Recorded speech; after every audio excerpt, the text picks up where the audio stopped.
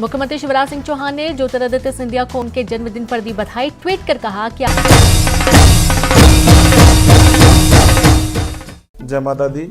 मैं पंडित सोमेश कांत रविकांत दीक्षित जबलपुर से आप सभी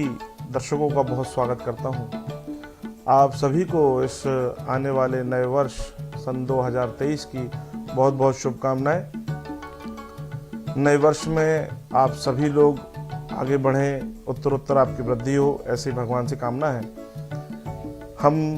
वैसे तो समय समय पर आपको राशिफल के द्वारा आपके बारे में और आपके व्यापार के विषय में और भी अन्य चीज़ों के विषय में जानकारी देते रहते हैं। आशा करता हूं कि वह काफ़ी हद तक सही होती होंगी, क्योंकि ऐसा हमारा प्रयास होता है कि जो हमारी गणनाएं हों, ज्योतिषीय गणनाएं हों, जिसके अनुसार आप सभी उसका लाभ प्राप्त कर सकें। आने वाले समय में क्या घटनाएं अच्छी हैं, नहीं हैं, उन सभी पे विचार विमर्श करते हुए आप अपने जीवन के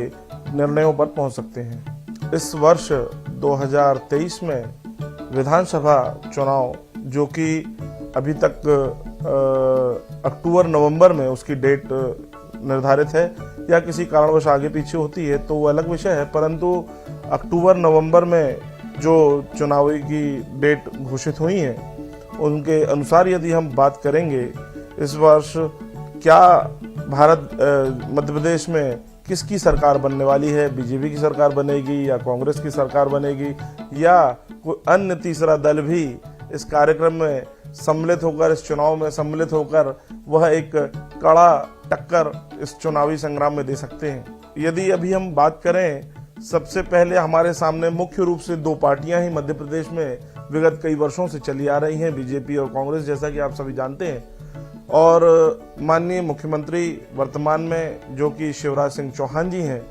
जो इस समय सत्ता पर काबिज हुए हैं और 2018 में भी जो चुनाव के समीकरण बने थे उस समय कांग्रेस ने बाजी मारी थी, परंतु 2 साल के बाद उन्होंने सत्ता पलट कर दी। उस समय कोरोना का समय जरूर था, परंतु उस समय कोरोना पर ध्यान किसी का उतना गया नहीं था और भाजपा ने अपनी सरकार पुनः स्थापित कर ली थी और अभी लगभग 2007 के आसपास से भारतीय जनता पार्टी मध्य प्रदेश सरकार में बनी हुई है और 2023 में हम देखना चाहेंगे कि क्या यह पुनः अपनी सरकार बनाती है या नहीं बनाती है, या कांग्रेस के मुख्य लीडर जो है इस समय मध्य प्रदेश में कमलनाथ जी, वो इस बार सत्ता पलटने में सफल हो पाते हैं या नहीं। ग्रह गोचर के अनुसार, ज्योतिषी गणना के अनुसार क्या रिजल्ट निकलने वाला है उस पर हम कुछ चर्चा करेंगे। अगर हम बात करें, पहली जो हमारी पार्टी है भारतीय जनता पार्टी, जिसके मुख्यमंत्री इस समय वर्तमान में शिवराज सिंह चौहान जी हैं, यह चुनावी संग्राम जो अक्टूबर नवंबर में होने वाला है, तो उसकी यदि हम बीजेपी की कुंडली की देख के बात करें तो अभी गोचर के अनुसार वृश्चिक राशि से, प्रश्न लग्न से वृश्चिक राशि आ रही है, तो वर्तमान में तो वृश्चिक राशि पर ढैया शनि चल रहे हैं, परंतु शनि की जो स्थिति है 17 जनवरी 2023 को यह शनि मकर राशि से निकलकर कुंभ राशि में प्रवेश करेगा, जो कि शनि की मूल त्रिकोण राशि है। तो यहां से वृश्चिक राशि से ढैया शनि का प्रभाव भी खत्म होगा। तो यहां से शनि जब हट जाएगा और कुंभ राशि पर जब आएगा, तो गोचर के अनुसार यदि हम बात करेंगे तो शनि इस प्रश्न कुंडली के अनुसार अष्टम भाव से निकलकर नवम भाव में जाएगा, जो कि भाग्य का स्थान होता है। और भाग्य में मूल त्रिकोण के अनुसार जब शनि आ जाए तो शनि राजनीति में विशेष सफलता प्रदाता बनता है। तो एक बार पुनः अगर हम मोटा मोटी बात करें तो मध्य प्रदेश में भारतीय जनता पार्टी के आसार लगभग 80-85% तक तो यह बन रहे हैं कि एक बार पुनः शिवराज जी सत्ता पर काबिज हो सकते हैं। परंतु यहाँ पर साथ ही साथ कुछ समीकरण इस तरीके के भी बन सकते हैं कि क्या मुख्यमंत्री एक बार पुनः शिवराज जी होंगे या कोई नया चेहरा उनके आप लोगों के सामने, मध्य प्रदेश की जनता के सामने भारतीय जनता पार्टी रखती है। अगर हम शिवराज जी की कुंडली की बात करें यहाँ पर हमें शिवराज जी की कुंडली से चर्चा करनी चाहिए। तो शिवराज जी की कुंडली में केंद्र में लग्न में मंगल बैठा हुआ है, जो कि एक पराक्रमी पुरुष बनाता है और यह शांत प्रभाव से ही अपना प्रभाव लोगों पर छोड़ देते हैं। और इनका जो सूर्य है वह दसम भाव में बैठा है। सूर्य दसम भाव का सूर्य राजनीति में विशेष सफलता प्रदाता बनता है। और इसके बाद शनि इनकी कुंडली में अष्टम भाव पर बैठा है, जो कि अपनी तीसरी दृष्टि से पुनः दसम भाव को देख रहा है, जो कि राजनीति के लिए विशेष स्थान रखता है दसम भाव। यहाँ पर इनको एक बार पुनः मुख्यमंत्री के रूप में काबिज करा देगा, ऐसा ज्योतिषी गणना के अनुसार आता है। साथ में यहाँ पर 11वें भाव पे बुध, केतु और शुक्र की युति है। तो केतु जो होता है वह धार्मिक आध्यात्मिक रूप से व्यक्ति को अपनी ओर आकर्षित करता है, जो कि इस समय आप देख ही रहे होंगे कि वर्तमान में शिवराज जी काफी आध्यात्मिक रूप से आगे बढ़ रहे हैं। और एक बहुत बड़ा मॉडल जो कि उज्जैन में इस बार स्थापित हुआ है, बाबा महाकाल का जो कॉरिडोर बनाया है, उस पर माननीय शिवराज जी की बहुत बड़ी भूमिका रही है। हालांकि कांग्रेस का दावा है कि उन्होंने उस कार्यक्रम का प्रारंभ किया था, परंतु अभी विगत कुछ महीने पूर्व ही महाकाल का कॉरिडोर का उद्घाटन हुआ, जो कि पूरी प्रदेश नहीं बल्कि देश की जनता के लिए एक बहुत बड़ी सौगात रही है बीजेपी की ओर से। तो यहाँ पर अगर हम बात करें तो शिवराज जी धार्मिक रूप से, आध्यात्मिक रूप से काफी स्ट्रांग होते हुए इस चुनाव को अपनी ओर खींचेंगे और एक बार पुनः सत्ता पर काबिज होंगे। माननीय शिवराज जी की कुंडली का विश्लेषण यदि हम करें तो यहाँ पर चंद्रमा भी उनके नवम भाव पर है, जो कि चंद्रमा इनका मकर राशि का चंद्रमा है। और मकर राशि होने से अभी गोचर के अनुसार 17 जनवरी को एक बार पुनः शनिदेव मूल त्रिकोण राशि कुंभ राशि पर जब प्रवेश करेंगे तो यह उनके गोचर के अनुसार इनके कार्यक्षेत्र में संचरण करेंगे। तो जब कार्यक्षेत्र में शनिदेव आ जाते हैं तो यह एक प्रकार से जनता की सेवा के लिए व्यक्ति को प्रेरित करते हैं। और माननीय शिवराज जी ऑलरेडी आप सभी देखते हैं कि बहुत ही अपने तपस्या एक प्रकार से जिसको कहें कि तन मन धन हर तरीके से देश की और प्रदेशवासियों की जनता के लिए बहुत पूर्ण रूप से समर्पित होकर अपना कार्य करते हैं। और शिवराज जी के साथ जो मंगल इनका बैठा हुआ है केंद्र में, वह इनको बहुत ही पराक्रमी बनाता है। और उसकी चतुर्थ दृष्टि जो है वह चौथे भाव पर पड़ रही है, जो कि एक जनता का भाव होता है। जनता का भाव होने से ही यह जनता के लिए पूर्ण रूपेण समर्पित होकर भारतीय जनता पार्टी की ओर से जनता की सेवा कर रहे हैं। और ऐसा गणती ज्योतिषी गणना के अनुसार मेरा मानना है कि इस बार शिवराज जी पुनः मुख्यमंत्री पद पर जरूर काबिज होंगे। और कुछ स्थितियां थोड़ी सी 19-20 हो सकती हैं, परंतु वैसी नहीं कह सकते कि जैसी 2018 के चुनाव में हुआ था कि कश्मकश में बीजेपी और कांग्रेस की किसकी सरकार बनेगी, तो अंत में कांग्रेस की सरकार बन गई थी। परंतु इस बार 2023 में ग्रह गोचर के अनुसार इनकी स्थिति बहुत ही स्ट्रांग दिख रही है। शनिदेव इनको बहुत ज्यादा प्रभाव डालेंगे और देश की जनता के लिए, प्रदेश की जनता के लिए यह बहुत लाभप्रद रहने वाला है। और यह निश्चित तौर पर इस बार सरकार बनाने वाले हैं, जिसमें इनको इनके सहयोगियों से ज्योतिरादित्य सिंधिया हो, नरोत्तम मिश्रा हो और भी अन्य जो इनके बड़े कद के नेता हैं, चाहे वीडी शर्मा जी हो जो इस समय भारतीय जनता पार्टी के प्रदेश अध्यक्ष हैं, वह सभी लोग मिलकर भारतीय जनता पार्टी की सरकार एक बार पुनः मध्य प्रदेश में बनाने वाले हैं। अब हम इसके बात करेंगे कांग्रेस पार्टी, जो कि विगत 70 सालों से केंद्र सरकार में सत्ता पर काबिज रही है, परंतु उसके बाद माननीय नरेंद्र मोदी जी जो हमारे देश के प्रधानमंत्री हैं, उनके नेतृत्व में 2014 से जब बीजेपी की सरकार बनी तो लगातार अभी भी केंद्र पर काबिज बनी हुई है। परंतु यहाँ पर मध्य प्रदेश की जनता के बारे में यदि हम बात करें और मध्य प्रदेश के चुनावी जो 2023 में होने वाला है उसकी बात करें तो माननीय कमलनाथ जी के नेतृत्व में ही कांग्रेस सरकार यह चुनाव लड़ने वाली है। और कांग्रेस की कुंडली की यदि बात करें तो कांग्रेस की कुंडली के अनुसार बुध इनकी राशि बन रही है प्रश्न कुंडली के अनुसार पे। यहाँ पर गुरु इनके साथ बैठा हुआ है प्रश्न कुंडली में। तो हालांकि यहाँ पर गज केसरी योग बनता है, यह गुरु और चंद्रमा जब आता है तो यह गुरु चांद्र योग या गज केसरी योग बनता है और जो कि सप्तम भाव पर यह बन रहा है। तो यदि ज्योतिषी गणना के अनुसार हम बात करें तो इनको छोटे बड़े सभी दलों के साथ सहयोग लेकर यदि यह इस चुनाव को लड़ेंगे तो एक इनका लगभग चांस 50 से 70% तक एक सत्ता पर वापस आने का बन सकता है।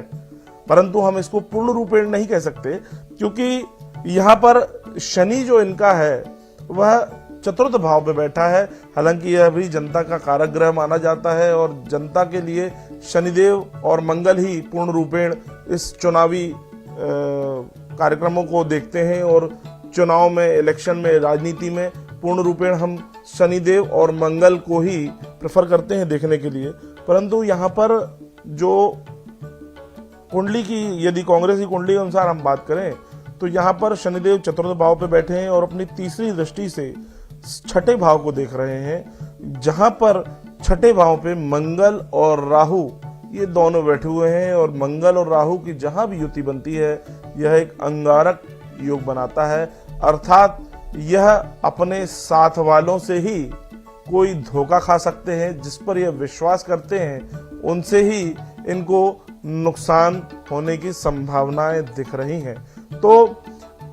यदि एक चांस इनका यदि देखा जाए तो गोचर में राहु में गुरु जा रहा है, जो कि यह अच्छा नहीं होता किसी भी दृष्टि से, क्योंकि राहु एक क्रूर ग्रह है। गुरुदेव देवताओं के गुरु बृहस्पति है जो एक सौम्य ग्रह माने जाते हैं। परंतु यहाँ पर यदि गोचर के अनुसार हम बात कर रहे हैं तो शनिदेव और मंगल की यदि बात करेंगे तो शनिदेव चतुर्थ भाव में बैठकर तीसरी दृष्टि से छठे भाव को देख रहे हैं और जहां पर मंगल का और राहु की युति बनकर अंगारक दोष बना हुआ है। तो यदि इस तरीके से हम बात करें तो कांग्रेस की स्थिति यहाँ पर लगभग 50-50% की स्थिति में दिख रही है, ना कि यह सत्ता पर काबिज हो सकती है या नहीं हो सकती। एकदम इस पे कोई श्योरिटी या हम कोई कंफर्मेशन अभी नहीं बोल सकते हैं, क्योंकि वर्तमान की ग्रह गोचर दशाओं के अनुसार अभी वर्तमान में तो ऐसी स्थिति नहीं दिख रही है। और इसके बाद यदि हम बात करें कि मध्य प्रदेश के चुनाव जो 2023 में अक्टूबर-नवंबर में होने वाले हैं, उस चुनाव को जो लीड करने वाले हैं कांग्रेस ने जिनकी घोषणा की है वह है माननीय कमलनाथ जी, भूतपूर्व मुख्यमंत्री कमलनाथ जी, जो कि 2018 में मध्य प्रदेश में अपनी सरकार बनाकर आए थे और उस समय उन्होंने काफी मेहनत की थी, जिसके नतीजन कांग्रेस की सरकार 15 साल बाद, लगभग 15 साल के बाद एक बार पुनः सत्ता पर काबिज हुई थी। परंतु कुछ राजनीतिक समीकरणों के कारण 2 साल, लगभग 16 माह या 18 माह के आसपास ऐसा उन्होंने सत्ता चलाई। उसके बाद उनकी सरकार बन गई और माननीय शिवराज जी एक बार पुनः सत्ता पर काबिज हो गए। अब यदि ज्योतिषी गणना के अनुसार हम बात करें माननीय कमलनाथ जी के कुंडली की, तो माननीय कमलनाथ जी के कुंडली में भी शनिदेव बहुत ही उत्तम बैठे हुए हैं। उनके सप्तम भाव में शनिदेव कर्क राशि पर बैठे हैं, जो कि पार्टनर का ग्रह माना जाता है, अर्थात इनके जो सहयोगी हैं यदि यह इनको सहयोग करें, जैसा मैंने अभी कांग्रेस की कुंडली के लिए भी आपको बताया कि यदि यह सहयोगात्मक रूप से इस चुनाव को लड़ेंगे, सहयोग करते हुए एक दूसरे का, जैसे कि कांग्रेस के कुछ बड़े नेता हैं, माननीय दिग्विजय सिंह जी हैं, जीतू पटवारी जी हैं और भी बड़े नेता जो हैं कांग्रेस के, जो अगर साथ में एक बार मिलकर इस चुनाव को लड़ते हैं तो यह काफी हद तक बीजेपी को टक्कर दे सकते हैं। परंतु सत्ता पर पहुंच पाना थोड़ा इस वर्ष इनको अभी कठिनाई लग रही है कि 2023 में भी यह सत्ता पर काबिज हो सके, ऐसा थोड़ा कठिनाई लग रही है। परंतु माननीय कमलनाथ जी काफी बड़े नेता रहे हैं कांग्रेस में, उनका बहुत ऊंचा कद रहा है, जो कि प्रदेश और देश दोनों जगह, केंद्र में, कैबिनेट में, हर जगह माननीय राजीव गांधी जी के साथ भी रहे हैं, उसके बाद नरसिम्हा राव जी के साथ भी रहे हैं। तो काफी उन्होंने देश और प्रदेश और एक बड़े स्तर की राजनीति की है और एक बड़े कद के नेता रहे हैं। यहाँ पर कमलनाथ जी के लिए थोड़ा सा मेहनत का विषय बन रहा है। हालांकि यहाँ पर जो शनिदेव है इनके सप्तम भाव पे बैठे हैं, इनकी कुंडली जो मीडिया के अनुसार मुझे प्राप्त हुई है, उनकी तीसरी दृष्टि इनके नवम भाव पर पड़ रही है, जहां पर चंद्रमा बैठा है जो कि इनकी कन्या राशि बना रहा है। यहाँ पर शनिदेव जब तीसरी दृष्टि अपनी डाल रहे हैं तो शनिदेव और चंद्रमा का जब युति बनती है या दृष्टि संबंध बनता है तो यह एक प्रकार का विष दोष बनाता है। मैंने आपको पहले भी बताया है कि विष दोष अर्थात इनके साथ विश्वासघात भी इस चुनाव में हो सकता है कि जो सामने से इनके रहकर सहयोग कर रहे हैं वही इनको पीछे से आघात कर सकते हैं। इसलिए इस चुनाव को यदि माननीय कमलनाथ जी थोड़ी मेहनत से और सहयोगियों को कॉन्फिडेंस में लेते हुए यदि ये चुनाव लड़ते हैं तो निश्चित तौर पे ये काफी हद तक भाजपा को टक्कर दे सकते हैं। तो दर्शकों, यह एक छोटी सी ज्योतिषीय गणना के अनुसार 2023 के चुनाव की क्या स्थितियां रहने वाली हैं। यदि हम उसको छोटी भाषा में कहें या उसको समअप करने की कोशिश करें तो मेरे अनुसार, ज्योतिषीय गणनाओं के अनुसार, भाजपा सरकार एक बार पुनः अपनी इस सत्ता पर मध्य प्रदेश के 2023 के चुनाव में काबिज होने वाली है और माननीय शिवराज जी जो कि उनकी कुंडली में जो योग बन रहे हैं बहुत ही अच्छे योग बने हुए हैं और वह एक चाणक्य की नीति के अनुसार ही एक बार पुनः अपने इस मुख्यमंत्री पद को पुनः हासिल करेंगे और भाजपा की सरकार एक बार पुनः बनेगी। यदि अब इस चुनाव की हम जो बात कर रहे हैं, ये क्या इसमें केंद्र सरकार की क्या भूमिका रहने वाली है, तो केंद्र में भाजपा की ओर से माननीय प्रधानमंत्री नरेंद्र मोदी जी ऑलरेडी भाजपा को लीड कर रहे हैं और उनका इस समय कोई मुकाबला किसी भी पार्टी के किसी भी लीडर के पास नहीं है। हालांकि इनकी जो हमारे भारत देश की सबसे पुरानी पार्टी कांग्रेस पार्टी है, जिसको लीड इस समय वर्तमान में खड़गे जी उनके अध्यक्ष हैं, परंतु एक प्रकार से राहुल गांधी जी ही काफी बड़ा चेहरा कांग्रेस की तरफ से रखा हुआ है, जो कि अभी वर्तमान में भारत जोड़ो यात्रा निकाल रहे हैं, जो कि उन्होंने कन्याकुमारी से प्रारंभ की थी और देश के विभिन्न शहरों में, गांवों में, बड़े बड़े शहरों में, छोटे शहरों में, तबकों में काफी जगह जाकर कांग्रेस की प्रचार किया, लोगों से मिले। जहां पर भाजपा की सरकार बनी है वहां पे जनता कितनी संतुष्ट है और कितनी असंतुष्ट है, जनता की क्या मांगे हैं, उस पर राहुल गांधी जी ने काफी मेहनत की है और राहुल गांधी जी इसके बाद ऐसा सुनने में आ रहा है कि भारत जोड़ो यात्रा अभी दक्षिण से उत्तर हुई, उसके बाद पूरब से पश्चिम या पश्चिम से पूरब भी कर सकते हैं और उसमें भी काफी उन्होंने कांग्रेस पार्टी को, जो इस समय वर्तमान में काफी बिखरी हुई पार्टी है, उसमें लोगों को जोड़ने का प्रयास किया है और काफी हद तक लोगों ने उनकी इस यात्रा को पसंद किया है। और राहुल गांधी जी भी 2024 में एक बार नरेंद्र मोदी और राहुल गांधी जी एक बार फिर आमने सामने मुकाबले में खड़े होंगे और उस समय चुनाव की पोजीशन क्या रहती है, उस समय की ज्योतिषी गणना के अनुसार मैं आपको एक बार पुनः अवगत कराऊंगा कि 2024 में कौन देश का प्रधानमंत्री बनेगा और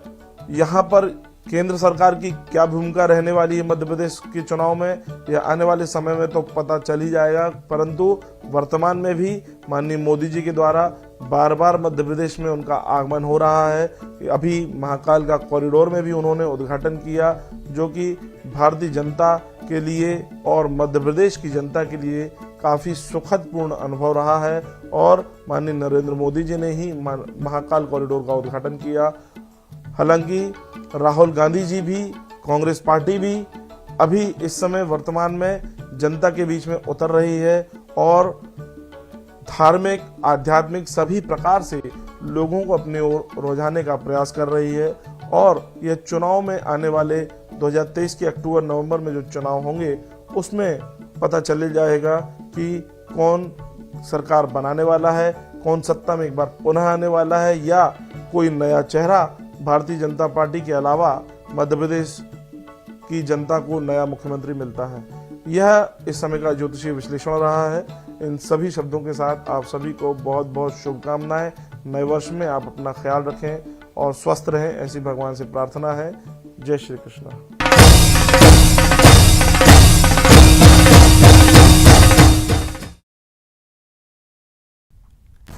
नए साल पर कमर्शियल सिलेंडर की कीमत